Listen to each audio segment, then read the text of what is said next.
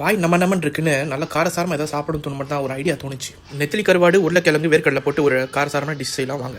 ஒரு கைப்பிடி காஞ்ச மிளகா எடுத்துக்கோங்க. ஒரு கைப்பிடி சின்ன வெங்காயம் 4-5 தடவை டர் பண்ணிக்கோங்க.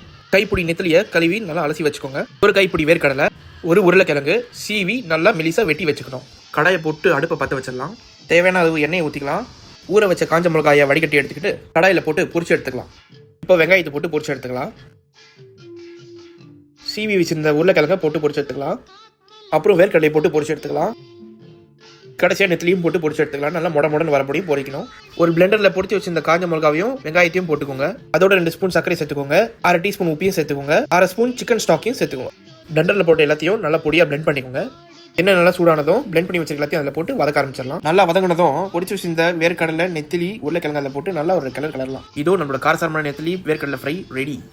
எப்படி இருக்கும்னு தெரியாமல் எடுத்து வாயில வச்சேன். சும்மா சொல்லக்கூடாதுங்க, சூப்பராக இருந்தது. நீங்களும் ட்ரை பண்ணிட்டு உங்களுக்கு இந்த மாதிரி காரசாரமான சாப்பாடு ஏதாவது வேணும்னா ஃபாலோ பண்ணுங்கள், லைக் பண்ணுங்கள். நன்றி, வணக்கம்.